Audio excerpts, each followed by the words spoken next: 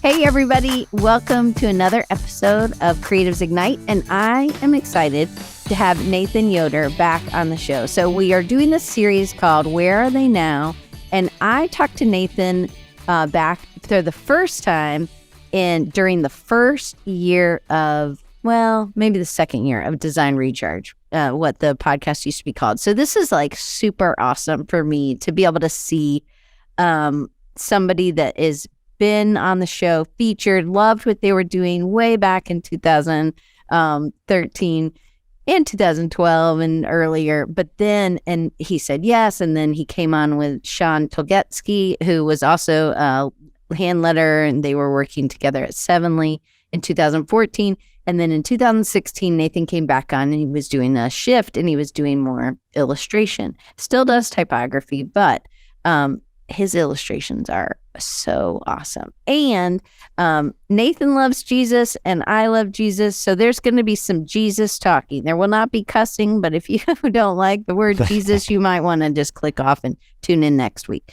But hopefully not. And just to remind you, I do respond to all the comments down below if you're watching on YouTube or in any other platform. Just you can always reach out. And my email is always down below as well. Nathan, give us a little bit, because we'll have a little bit more of a faith conversation. We're going to talk about that in our industry. And hopefully, I know some of you guys that might be really interesting that came live. So tell everybody, just give them a brief overview of who you are and what you do in case they didn't know who you are. Sure. I'm as Diane had kind of mentioned previously, I primarily do illustration these days. In the past, I had done a bit more hand lettering. That was kind of what kind of provided me the end to freelance work. But yeah, over the last several years, I've been focusing more on illustration work and specifically as it relates to line work, pen and ink and engraving kind of techniques. In my personal work, I enjoy doing wood engravings. And so I've been enjoying migrating those sorts of techniques into the pen and ink work that I do for clients. The stuff that I do for clients isn't a wood engraving, but I'll work on paper or on scratchboard to kind of reproduce a similar sort of effect. And I guess another sort of notable kind of characteristic of my work is that I try and keep everything kind of within the traditional sphere as much as possible in terms of traditional media, on paper, scratchboard, things like that. Eventually, of course, everything gets moved to the computer, but I tried to primarily just limit the computer to kind of touching things up and adding color and preparing it for how the client's going to be using the artwork. But anyways, that's kind of a very general overview of my work and my approach. And of course, we can dive into, more of that as we get going here. We will. Okay. So if somebody doesn't, oftentimes you studied design, you were from Oklahoma, you moved to California, and that's where I was talking to you, I believe, when you were in California. And then you moved to the Washington State or the Pacific Northwest, right? Mm-hmm. Okay. Yes. So from that, when you were in Oklahoma and you were studying design, traditionally you studied design, you got a degree in graphic design. Did you do much printmaking in school, or where did you pick up this extra skill? Not in the way that I'm doing it today in terms of letterpress and wood engraving, things like that. I did do my into graphic design was actually at a sign shop, where he was, the guy running the shop, primarily focused on kind of vinyl signage, but then also screen printing. And so, that's, printmaking in terms of T-shirts, that was kind of my into graphic design. And everything that I'm doing now can even in some ways be traced back to that first kind of freelance job that I had, and it started in middle school in the 8th grade. And, I kept working with that guy through high school. But yeah, I was basically creating drawings, making drawings. I enjoyed drawing, ever since I can remember. And then he was trying to kind of walk me through how to make those drawings usable, and essentially kind of explaining to me what graphic design is all about, as opposed to just drawing a picture, And so, yeah, I guess in terms of printmaking specifically, through college, I was made aware of more of that process.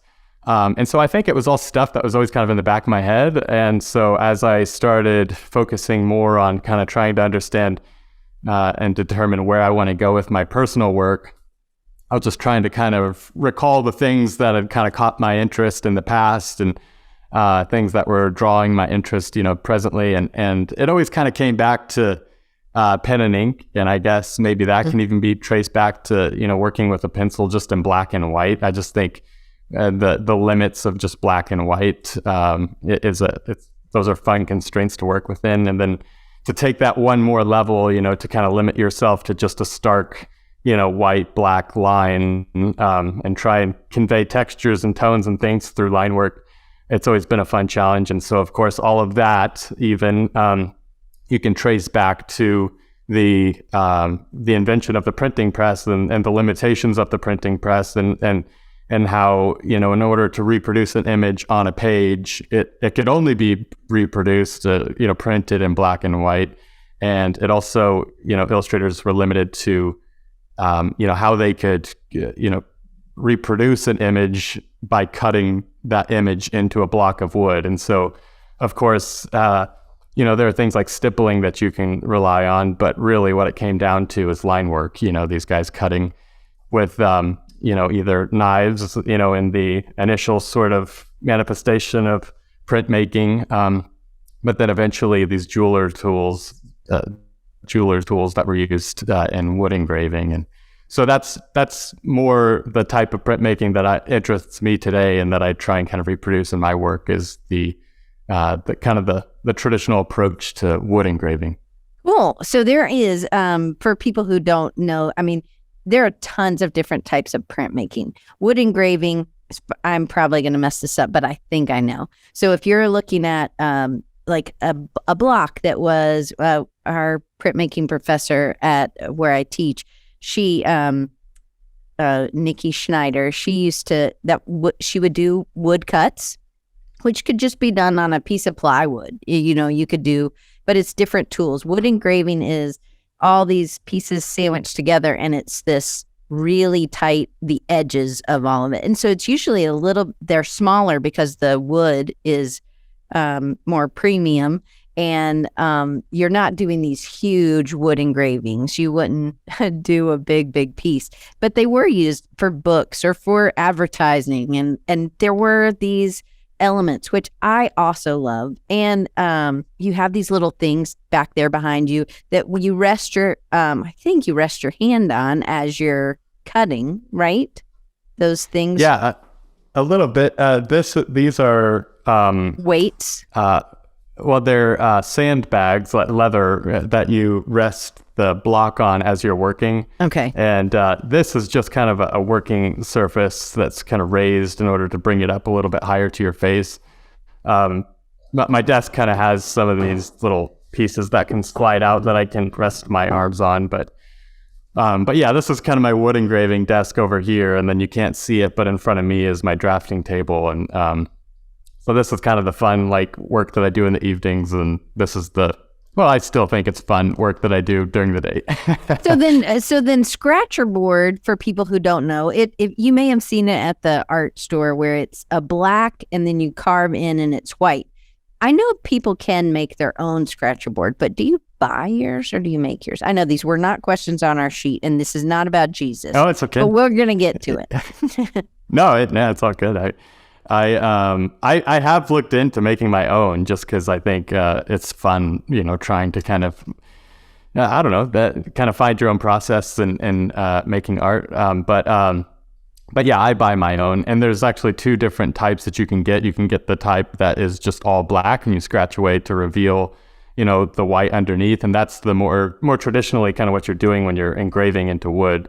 you're essentially each stroke of your tool is creating a white line as opposed to a black line if you're drawing with a pen. And but then you can also buy scratcher board that is just white without any ink applied. So you can draw over the top of it with a pen, but then you still have the ability to scratch that away. And so sometimes if you're working on a scene that is not so light, then you might want to start with a white surface. Whereas if you're working on a scene that's very dark and you're just cutting away highlights, maybe it's a nighttime scene, and you might want to start with a black, piece of scraper board. So a couple different approaches there. Yeah. So Daniel says he would love to at least experiment with wood block and so there's different like wood block and then wood engraving and then like, you can lino cut or whatever. There's lots of different ones, but Right. He says he thinks it would be relaxing and fun. Is that something that you also agree with? Is it relaxing and fun to do that for you? Oh, yeah, definitely. And I think, so wood engraving specifically, just given the fact that you're working on the end grain of a block of wood, it's very dense there, so you can get just basically almost an infinite amount of detail in there, especially working with these jeweler's tools that just allow you to be very precise. You could just get lost in the detail, and so I find that really relaxing. But it's also, you're working with these tools in wood, and I think that also is just so nice. It's almost kind of it's almost a version of woodworking. You're working in the wood, but I think just growing up building things with my dad and whatever. I mean, it's nice to kind of pull in some of that into my work. Not just working on paper, but I'll actually kind of feeling the wood and even just feeling the tool going through the wood. It's very therapeutic in that way. So Maya asks, is it easier to work with wood than maybe like a lino or a scratcher board? Do you think it's easier? It is. Yeah, I think so. And I think, if you're talking to somebody who's doing lino cuts, I'm sure they're going to, of course, have their preferences and everything. But I think for me, in my experience with lino cut, it's been a little bit softer, and so you've got a little bit, almost more of like a bounce, or kind of there's more give and every time you're making a stroke. Whereas with wood engraving, the wood is very dense, and so you've got a lot of resistance that you're feeling as you're pushing the tool through, and that allows your almost just creates a very natural kind of, it steadies your stroke, because you've got that resistance. Whereas when you're drawing with a pen, and especially if you've got like a dip pen or something like that, you're having to be very light on the page, so you don't have any sort of resistance to give you any sort of stabilization, and so it is harder to be a little bit more precise when you're drawing with a pen. That's why sometimes it's a bit tricky to reproduce that exact sort of look that you're getting through the wood engraving medium, just because, again, it's like if you're looking at old wood engravings, they're just so sharp and clean. I mean, the strokes are just very, very sharp, and that's essentially why the medium itself just lends itself to that sort of precision. So the last time you were on was 2016, and we talked about illustration and that pivot that you had made into, I know it was kind of random. I just went, boom, I'm just moving on from the, but I love the wood engraving stuff. Okay. So, but back in 2016, you had pivoted, and, at that point you're building your business. You're maybe still doing some, branding work. Do you think now how do you pitch yourself, or I don't know if you have an agent or something, but is it more still branding? I know you've done packaging. Some of the promos that I showed that you had sent me were packaging, brand work still. I think part of in a brand, but it was a good bit was packaging related. Is that, and a lot of it was in, I don't know about Stetson's, like a hat, they're not alcohol based, but the others were like cider and wine. And so I'm wondering if is the industry that you're going for more narrow, or is it more broad and you're still kind of doing branding or packaging as a broad overview? And I know that was a whole bunch of questions. Sorry. No, it's all good. I think the whole approach that I've taken, the past several years, essentially kind of since I've started with freelance work, my approach has been to basically put the work out that I want to attract. I guess just kind of being in the graphic design industry, it being so closely tied to advertising, you just kind of understand the principle of advertising that, it's like if you want a certain sort of thing, put out the appropriate call to action, and I guess that's been my approach basically. I haven't really kind of reached out to people directly kind of asking for specific types of work. I just basically show, like, if I'm not getting the work that I want, I'll just basically kind of create a fake project, more or less, kind of like what you're doing in school, to basically show your capabilities, and so if there's a direction I want to go and I just haven't been given that chance yet, then it's like I just basically put something together like that, and I just kind of pitch it to the world. That's, I guess, the beauty of social media, is that you can do that. You can just throw it out there, and people don't even necessarily have to know that it's a fake project. You just hopefully make it look convincing enough that people are like, great, okay, do that for us. And so that's been my approach. But in terms of attracting a specific kind of industry or something like that, I'm not necessarily interested in a specific industry, targeting a specific industry, as much as I'm just interested in industries that can utilize the style of work, right. And kind of the I don't know what you call it. It might sound pretentious, almost like the quality of work that I want to do. I mean, for a time I was kind of dabbling in like comic kind of illustrations and things like that. And I was really enjoying it just because I think that kind of style is fun.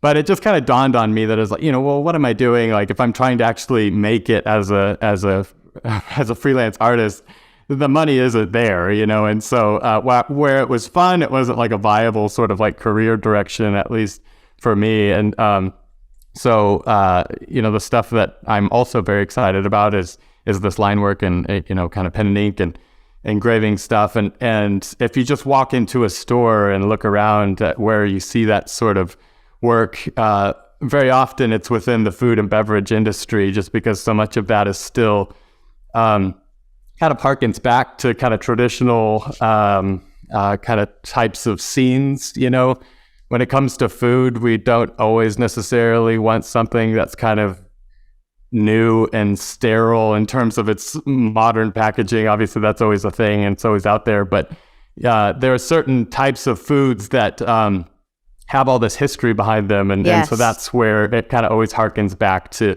the old world sort of approach to things. And again, that's the approach that I enjoy taking to my work, is kind of that old world method, where there was a lot more character in the work. And so that's basically my approach. I'm not necessarily trying to go after food and beverage, a particular industry. Right. It's just basically where can my work kind of fill a need or something. And so that's kind of how I handle it. I like that, because then that helps us to really look at it instead of being so niche in one thing.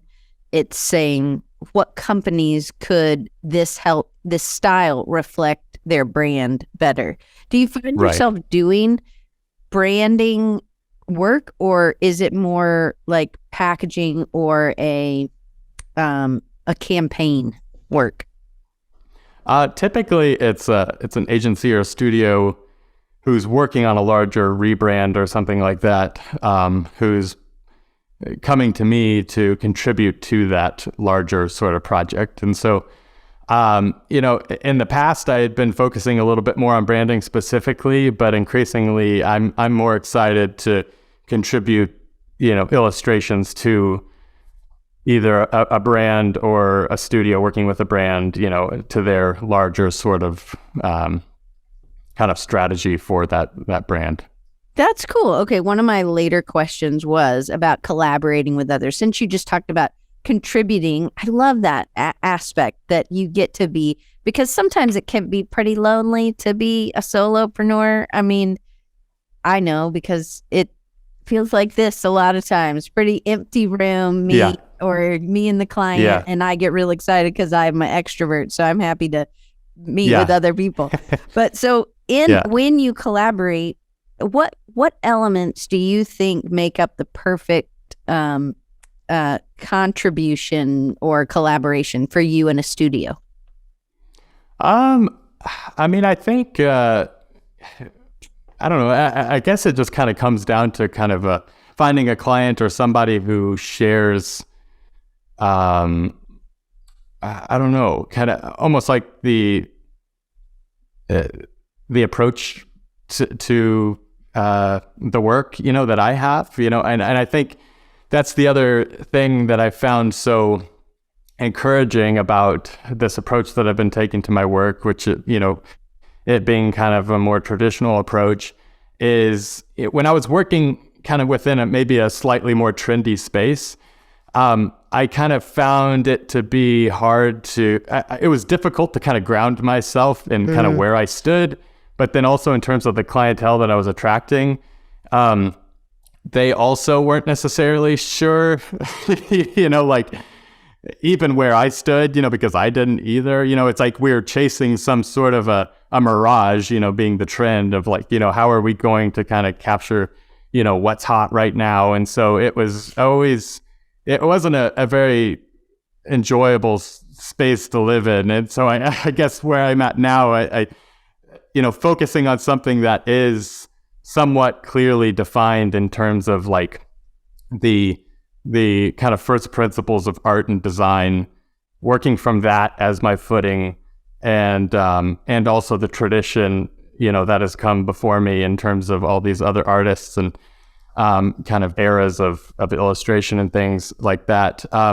It kind of just attracts a certain type of clientele who also appreciates that. So it feels like we're able to be more collaborative in that way, where it's like we're kind of joining forces within a very clearly defined sort of line of, I don't know, I almost wanted to say reasoning, but it's also, we're making illustrations, making artwork.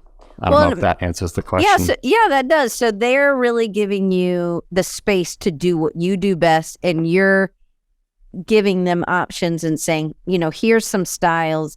Which one do you kind of, are you going with? Or maybe it sounds like they're letting you do what you do great, and then they value the time and the approach that you take, and then they have an approach that they're taking, and it's very similar to how they appreciate what you can do, and you appreciate direction and guidance and clear communication probably from them to give them what they want. Yeah. Well, and that really is key. I mean, because I think initially when I first got into freelance, I really did, sadly kind of look at myself as kind of the expert, and I kind of carried myself in that way where a client would come to me and I was like, okay, they came to me to get this done, whatever it is. And so once they started speaking into the artwork, I was tempted. I very often got very defensive. I was like, well, hey, like now you're trying to kind of be a backseat driver here. Like what's going on? And it's like, and it's just the complete wrong attitude to have. I guess once I was able to kind of drop that mentality and basically say, hey, like I'm here to partner with this person. It's not, or this client. This isn't like the me show, where I just, they came to me and because I think that's very much a sort of attitude within the industry. It's like this kind of graphic designer or illustrator celebrity mentality where, and we've seen characters like that within the industry where, they are kind of put on this pedestal, and we hear about their process and how they only give their clients one option, and this is the direction you're going to go, and everybody bows to their, expertise. And very many of those people, they knew what they were doing, and the clients were actually wise to go in the directions that they were proposing. But so what comes with so much of that is just such an egocentric kind of mentality that just squashes true collaboration. And the thing that I've found as I kind of dropped that mentality is that the work became so much more enjoyable. Like I was often very grumpy all through a collaboration with a client, because I was constantly like white knuckling the project, trying to get my way.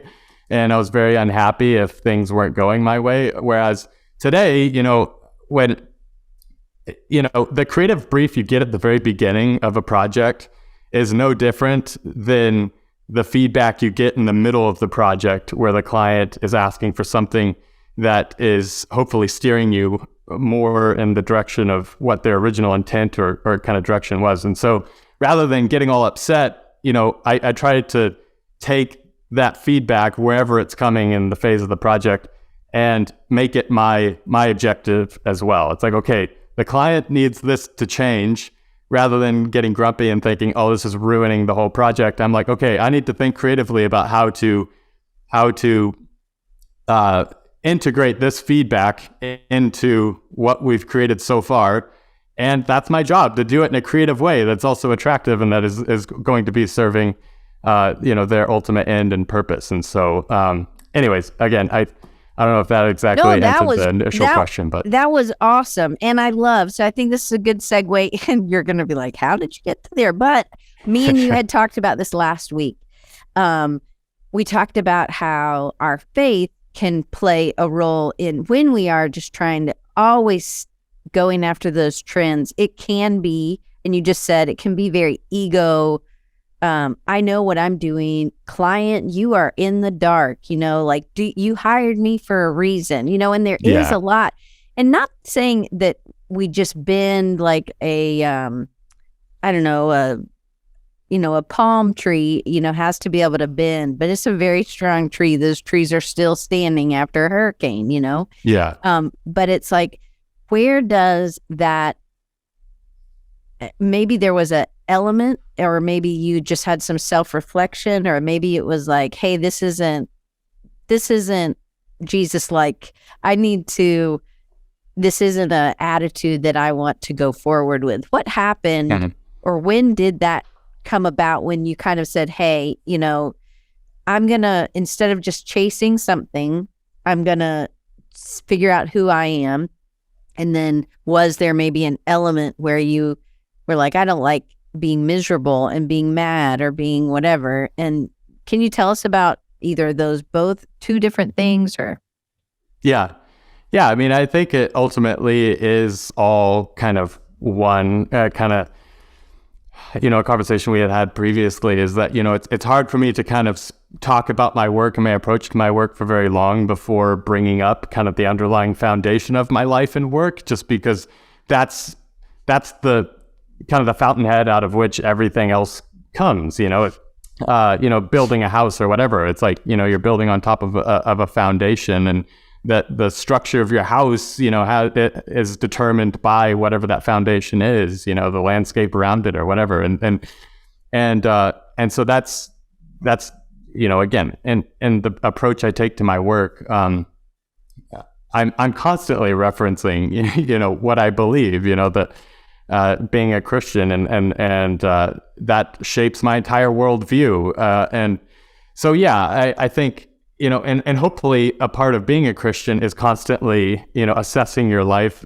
according to Scripture and what God has revealed in His Word. And so, I think as I was getting deeper and deeper into, kind of the creative industry, but also into considering where I wanted to go with my work, I think I got to this point where it was almost like a crossroads, where I was like, okay, if I keep going in the direction that I'm going, can I say honestly that I'm following kind of the biblical kind of mandate, the kind of the ethic laid out for me in Scripture? And I guess that's where, I had to kind of take a step back and kind of be like, no, I'm not, kind of having that egocentric kind of approach to my work that says, my way is the right way, cuts explicitly against, passages like in Philippians where it says, out of humility, consider the needs of others as greater than your own. And so it's like, passages like that are the foundation for my approach to my work in the way that I just laid out. I mean, that's the reason why I work in that way. It's not my will be done, it's thy will be done, the Lord's will be done. So yeah, that was at least kind of the more or less the thought process, but behind that sort of a shift. When you made that shift, and a lot of this is in your business, this isn't necessarily you're drawing differently, it's about in that, and there is so much of what we do has to do with not what we're doing on paper, it's how we conduct ourselves with our clients, it's that we're giving them space and time, and that we're listening to hear what their needs are, because often people have a hard time, we have a hard time communicating. We just feel it's wrong. I've said this, like you have to be very clear, and you have to be someone who can take the feedback and not get upset. I always feel like Jesus wouldn't have gotten upset to be given feedback, right?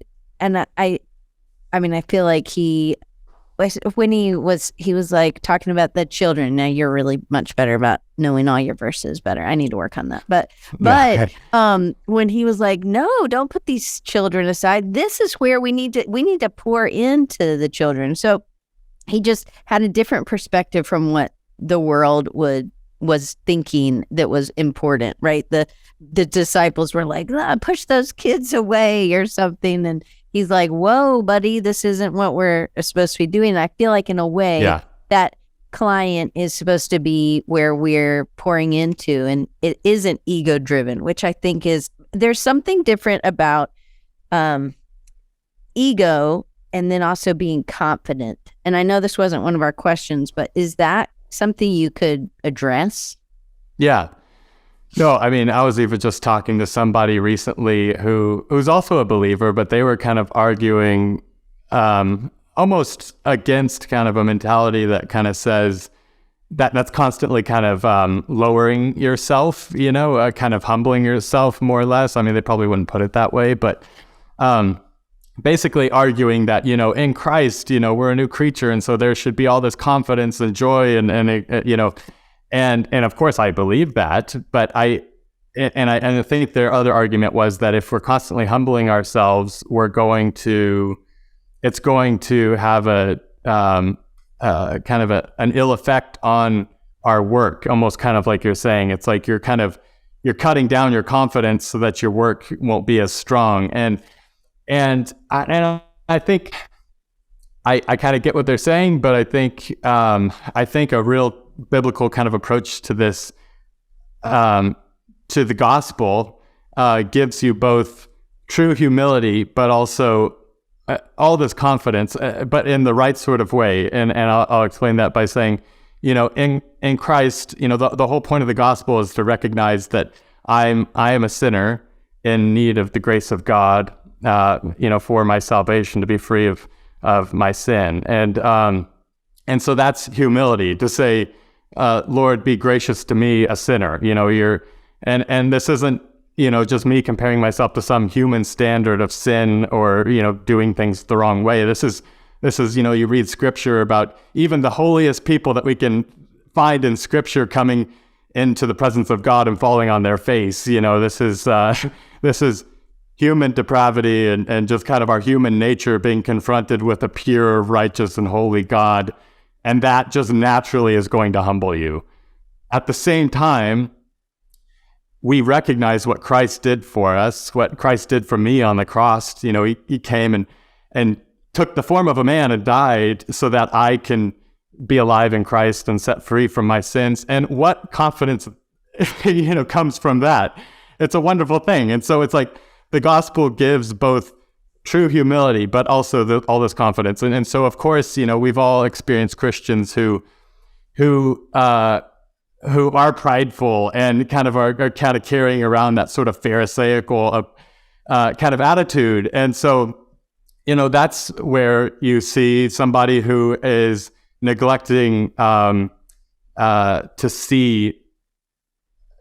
put themselves in true sort of contrast with the holiness of God. Okay, you've forgotten that part of it. But then you've also met Christians who are so just like down on themselves, basically constantly just like almost like the monks of the past, just like whipping themselves and scourging themselves and causing themselves all this pain in order to try to give penance to God for their sins. And it's like, no, you don't have to do that. Christ did that for you. He's died for you. So, both things have to be, considered and lived with. That recognizing who you are in the face of a holy God, that giving you true humility, but then also meditating on what Christ has done for me, and then that creating confidence. And so yes, I can go into the world and engage with clients and say, hey, because I know who I am in Christ, I'm not trying to garner my sort of sense of self-worth from a client's approval of me and my work. I've already got that in God, kind of like a child having all this confidence because they know their parent loves them.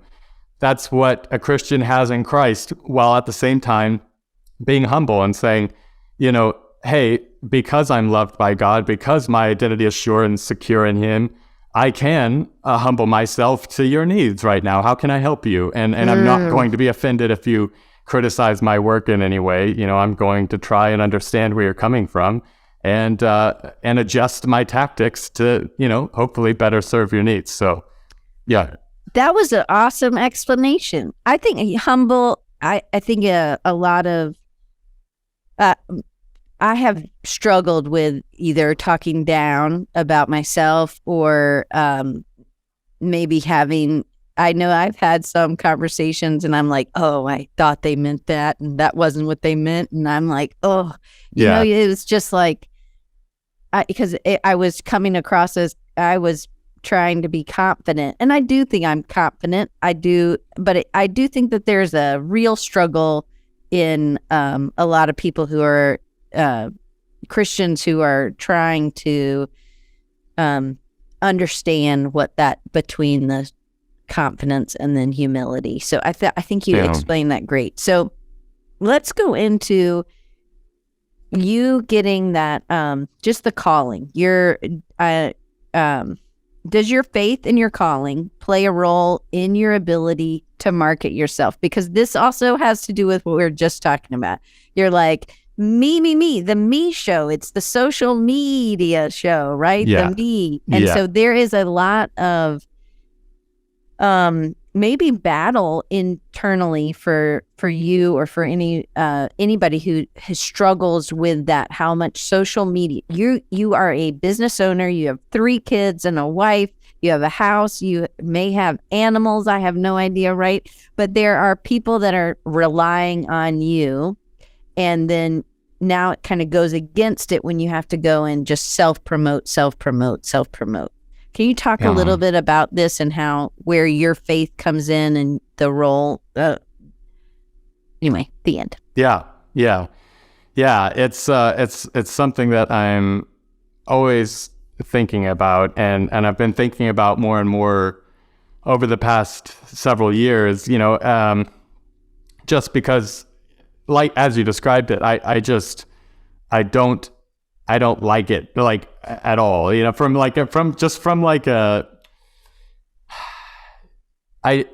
are so many blessings that come with social media, just in terms of how any individual out there is able to share their work with the masses and thereby attract work, and that's a wonderful thing, but along with that comes all kinds of other baggage.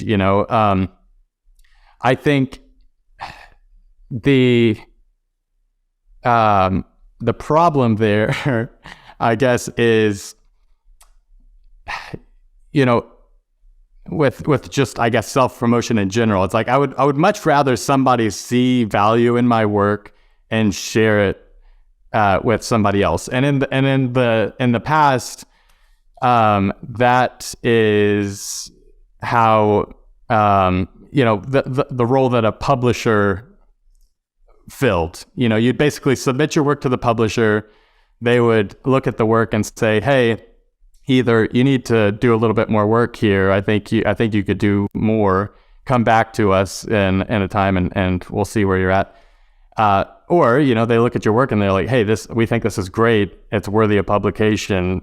We're going to share your work. So something about that whole dynamic kind of allowed for a certain amount of humility, and it kind of humbled the artist, and maybe in kind of good and bad ways. They can be discouraging if you're constantly being rejected, but in another sense, you were still recognizing some sort of an authority, albeit an earthly authority higher than yourself. Whereas today, the temptation that is always there with social media is to say, I'm the arbiter of what is good and beautiful here. I'm kind of sharing my work with everybody, and so I get to say what's good here. And just the way that social media is even made, just kind of the foundational kind of aspects of social media, like there's a certain amount of vanity that's just baked into it. Just by sharing something on my account, there's almost just like an implicit sort of, I don't know what you call it, like kind of pride baked into it that like, hey, I think this is worthy of everybody's attention. And so I don't know. It's like you could probably overthink this to death, but Yes. I think there's no denying at this point that social media stokes pride and vanity. We all see that, and we also see like the ill effects that's having on us, like even just psychologically, just the world and the culture. And so that's something that I'm very sensitive to, and that I'm always trying to mitigate and try and find the ways of sharing my work online in a way that is helpful to potential clients, like, hey, here's my work, but also not also kind of being prideful and kind of causing myself to stumble in the sense of thinking more highly of myself than I ought. So anyways, it's a hard one to wrap my head around. It is. It's hard. And I think that people will I am just so thankful that I didn't grow up with social media, because I think that would have been so difficult. I still am so awkward that, kids would have just tore me apart. And so I'm really thankful, but but we can, especially when we're learning and we're trying to get work, if we knew that there were these arbiters of, it was an authority, a worldly authority, as you said, but whether it's a agent or a magazine or a publishing house or something who was kind of taking these and then marketing for these people, or saying, hey, you're not quite there yet, send me stuff in a year. And you're like, what am I going to do for a year to make money? But at that point, people would still be working on their craft, and they would take that rejection as, okay, I'm going to continue. They wouldn't keep sending the same work out. Again, you do have to send some of the same work, because it might not be good for this, authority, but it's really good for this authority. So it works out. So it's not, but if you're trying to send the same authority, the same piece of work that you've done nothing to and not improved upon, then you haven't grown. And if that was a authority that you really wanted to, you wanted to be embraced by. And I think that for me, social media can be hard if I come at it with, how many people like this? How many, and yes, obviously when we're marketing for our clients and we're marketing, those are the metrics. But I always have had a really warped sense, even for this podcast or web show or whatever we call it this week. I just think if somebody showed up live, so thank you guys all for showing up live. If somebody besides my guest showed up live, then it's a win. And those are the things that I always, then that it's mattering for those people.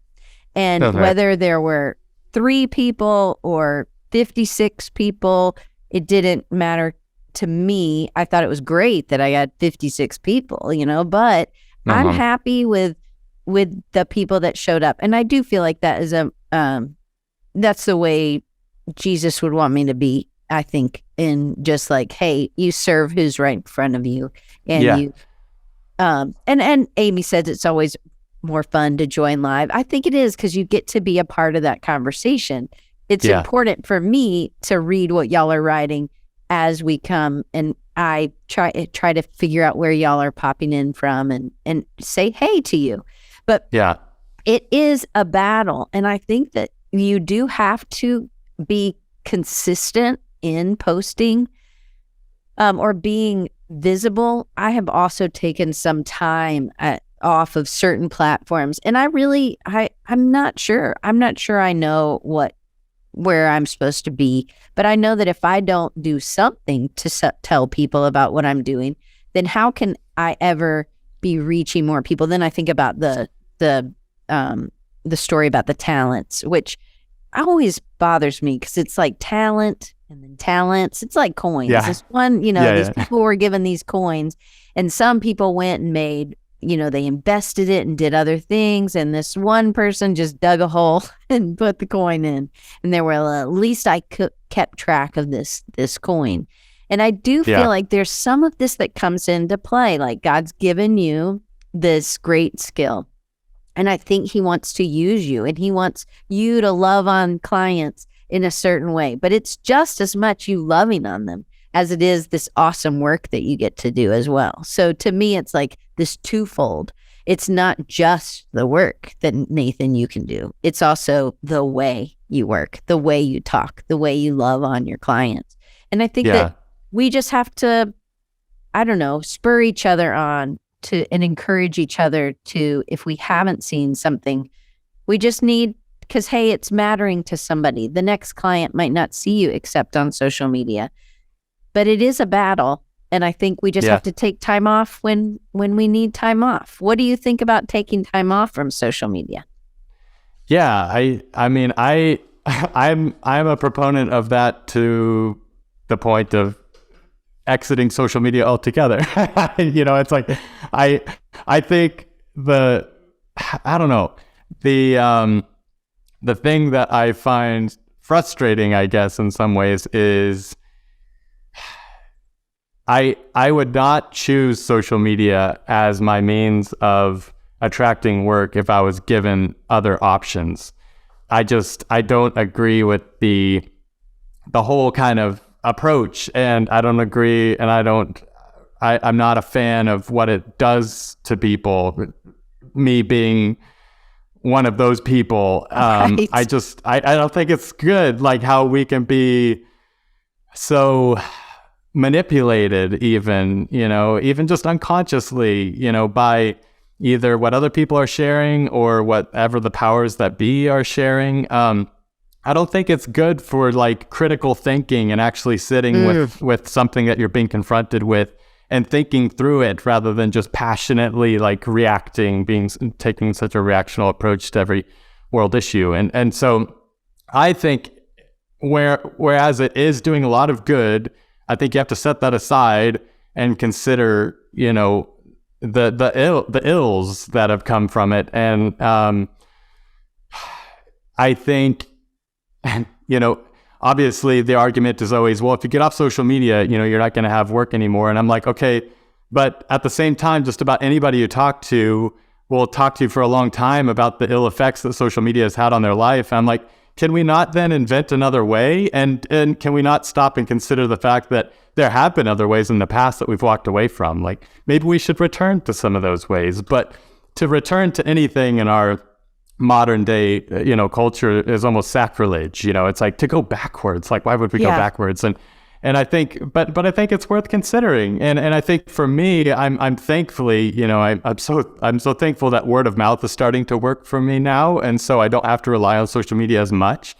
And because again, that's social media is really kind of the only reason I'm on there, is to is for the sake of attracting work for my business, and of course, somebody might hear that and be like, oh, like how selfish of you just to share work and but I think the other sort of expectation that has come with social media is that you have this incredible sort of sphere of kind of circle of friends and acquaintances, but that there's this impulse to always kind of keep up with. But yeah, I don't know.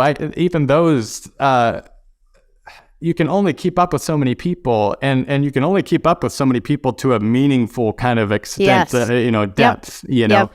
and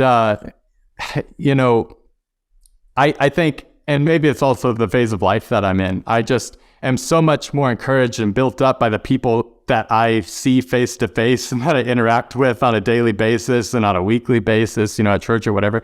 I'm so much more encouraged by those people and those communities than I am with a community that is just inherently superficial. I hate to say it, as social media. And so it can be a very powerful tool. But I think in the ways that so many of us are tempted to try and use social media, it's not a good replacement for those more effective tools and modes of communicating with people, Yeah.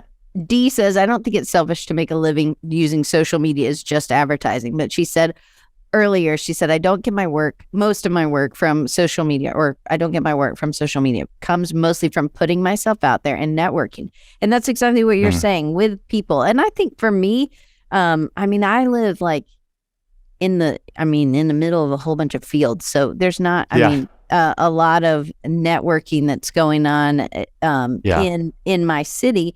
But I've still been able to make real friendships with people and then been able to get work from some of those things, or like going to Creative South. I know we got to meet at Creative South one year, a long time ago. And Brian White I met at Creative South, who was here earlier.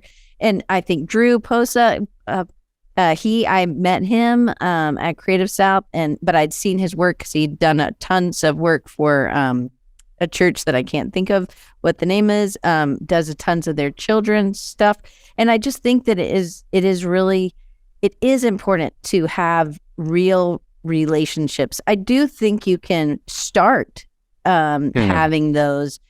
I think you get interested maybe in somebody on social media, but if you don't ever take it to a conversation like what we're having, then you're never having, even though we're not sitting right next to each other, we're face to face virtually, but we're still able to have a real conversation. And it's about having those things with clients, with regular people. I've had people who've asked me I was like, well, hey, do you want to meet up on Zoom, do a chat on Zoom? And they're like, what for?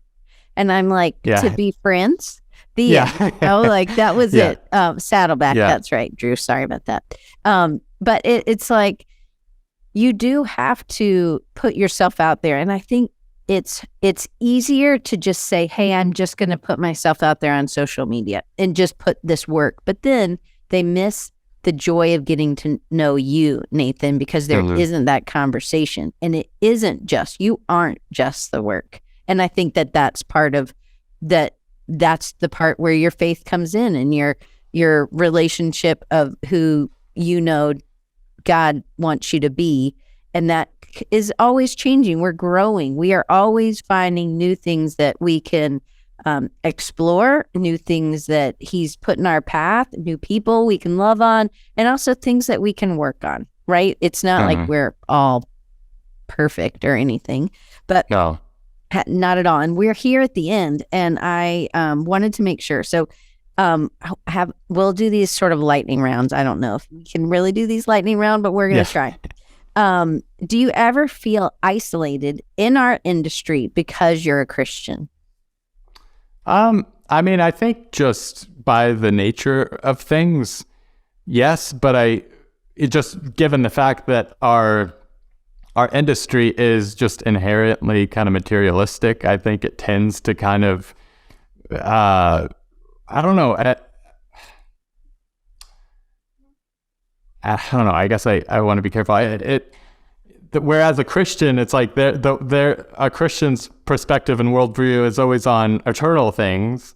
So much of our industry is focused on promoting the schemes of man, and like the things that he has made. And because I had even thought about this previously after our conversation, I was like, just about any like fine artist that you meet whose work depicts in some way nature, wildlife, or even portraits or whatever, it's hard not to find an artist that's depicting those things, essentially the works of God, depicting his creation and beauty. It's hard not to find an artist who doesn't, on some level, recognize a spiritual reality, even if they're not a Christian. Whereas within the design industry, it just seems like just about every other designer you meet, it's hard to find, on average, it seems like it's more of a nihilistic sort of character, somebody who is either, what's the terms? Anyways. I don't know what nihilistic memeans. Basically, all is meaningless and kind of pointless, and there's no like kind of ultimate purpose in life, and so I don't know, but I think that there's some sort of correlation there within the design industry where we're constantly focusing on the schemes of man and promoting the material aspects of life, whereas traditionally kind of fine artists were constantly kind of being inspired by nature and essentially, again, the works of God. It's like, it's hard to not go to a national park or experience some natural sort of wonder and stop and think, just look at the night sky and the universe and be like, man, like be impressed by some sense of like the divine nature that, sparked all of this. And so I think, I don't know, I kind of rabbit trailed there, but I think in some ways, within the design industry, it makes sense why you wouldn't find as many Christians, or even people who believe in God, just starting there, just because it seems like it kind of breeds a sort of atheism that it's like man is more important than God, just because that's what I spend all day promoting, it's the works of man. And so that's something that I even wrestle with just being in this industry. It's like trying not to get too wrapped up in all of that. But yeah, again, just by the nature of things, just by even just the statistics, I feel a little bit lonely sometimes as a Christian within the industry that I exhibit, but I also try not to think about it too much. And because it's not that important ultimately, it doesn't really matter if my industry is predominantly Christian or not, in the sense that I'm going to carry myself in the same way regardless, and I'm not going to carry around a sort of like, I don't know, kind of grievance complex, people should pity me for being solo. Right. I think for me, I have, there have been times where I have felt like, oh man, I'm the only person in the room that loves Jesus. And if I say that, they're going to be like, it'll be like the witch hunt, they'll be like, black letter her and get her out of here, sort of, but I haven't actually found that to be true, because I haven't ever, I just tell people I love Jesus. And they seem to be okay with that. They may not also love Jesus, but that's okay. And so I think, but before I was okay sharing that, it can be very isolating, I think. And it can feel pretty lonely, because it is, it's not in the arts. I think in general, you're not surrounded by, it's not predominantly, maybe that's a generalization, but I would say in the areas that I've been around, in working in academia, it's not very, not many people are Christians there. So, but I think that when you get down to the brass tacks of it, it's having conversations and being willing to, even if we don't agree, that we have conversations. And I think that's, that's what we're supposed to do. We're supposed to be the light of the world, right? Right. So I wanted to ask you this, because this kind of leads into my next week's guest. And her and I are going to talk a lot about this, but I kind of wanted to see, and this was one of the questions on the thing, so we'll try to lighten this one. But is there, coming up with new ideas, is there anything that you do? Because you're working very traditionally, and a lot of the things are nature inspired. What is some of the first steps for you when you're trying to come up with new ideas? I think part of it is really trying to make sure that, because typically, I guess there's two approaches here. Like if we're considering a client project versus a personal project, because, those two, there are problems associated with both. With a client, I always try to make sure that I'm starting with a good idea of what the client is after, because that, if I can collect that information, if I can get a good sense that I'm on the same page with the client, that gives me a lot of the fuel that I need for a creative idea, just because I can start to, problem solve in that direction. It's like, okay, like what is the message and what is the general sort of mood or feeling, that this client's trying to convey. So then you just kind of brainstorm around those things. And within personal work, it's a bit more difficult, just because I think in many ways, the easy thing about client work is that you're being handed the objective, whereas with personal work, that's all on you. It's like you have to come to it to an understanding of what you want, and what you want to say and what you want to convey. And I find that difficult sometimes. Some people I see, they can just spit out all kinds of work and it can be very abstract and all over the place. I need to have some sort of a clear idea or a message to convey through whatever I'm working on. And so that could be a challenge. So I think within the personal work, that's the verdict is still out in terms of giving helpful advice. I think just starting is a good place, and just working. Do you think you start with like brainstorms or word lists, and you need kind of that message in verbal form for you to move forward?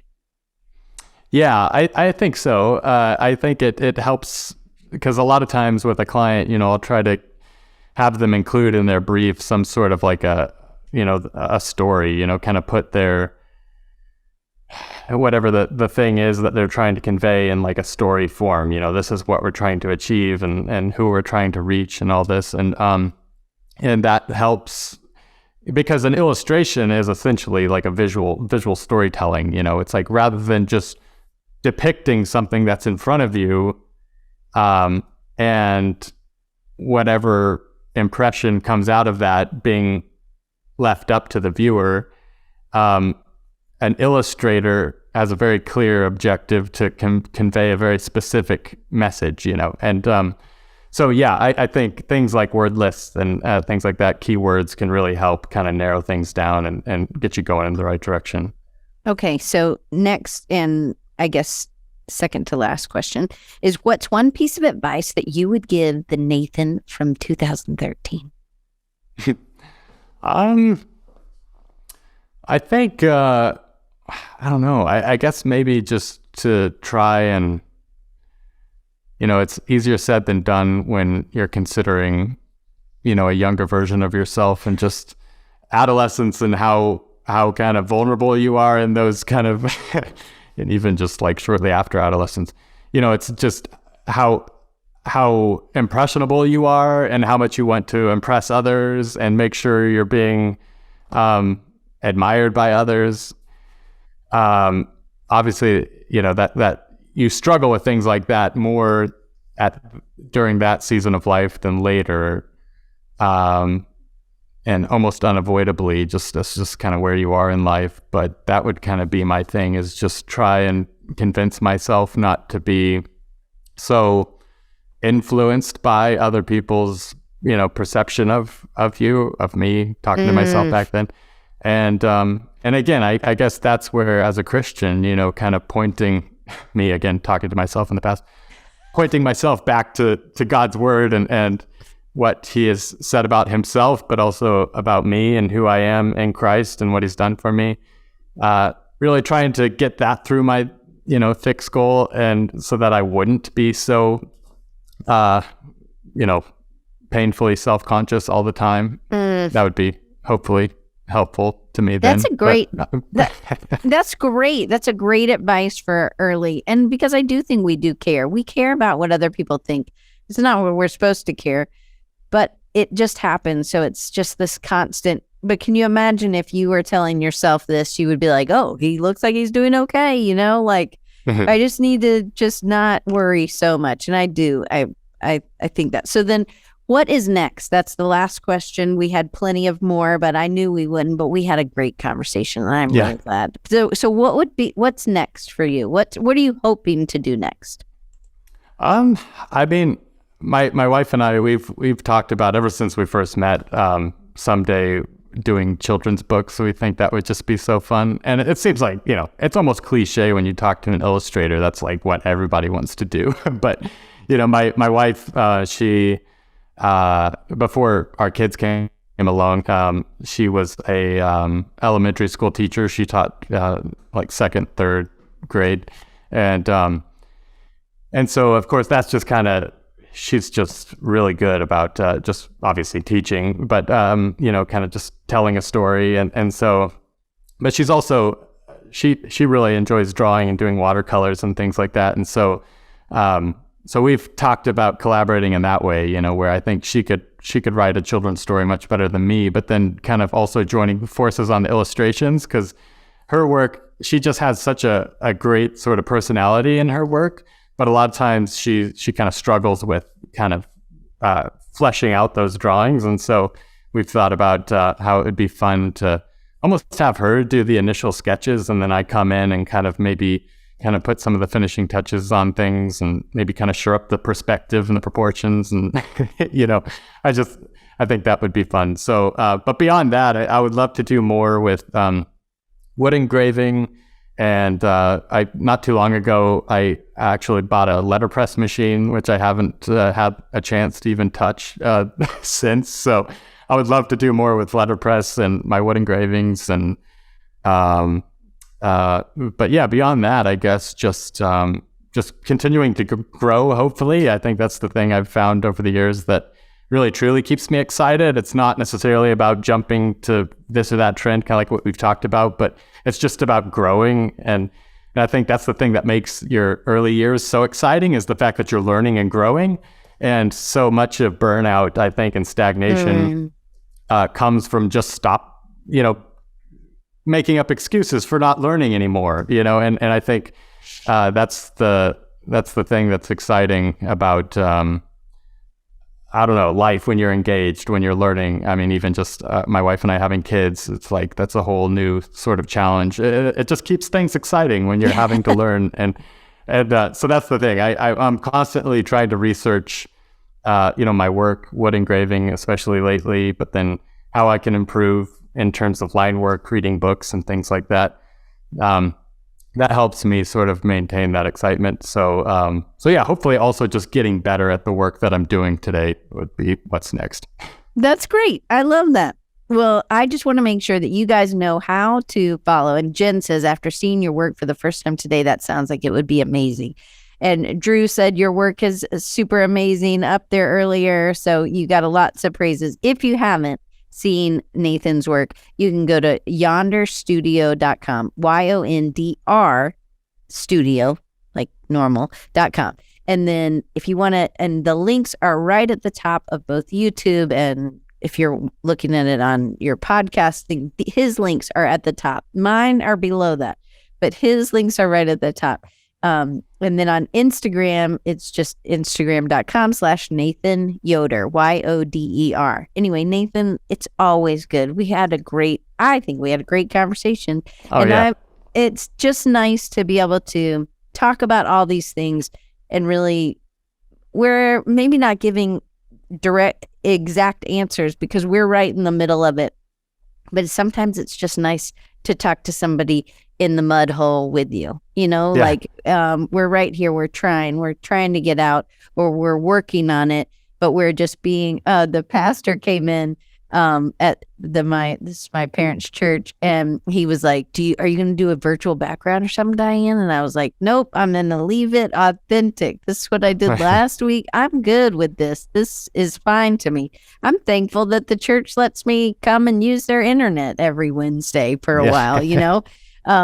Anyway, to me, it's just really nice. And I've just really enjoyed our conversation, and I always do. And I'm always praying for you, Nathan, and just helping you to everybody just to move forward. Hopefully this was helpful today.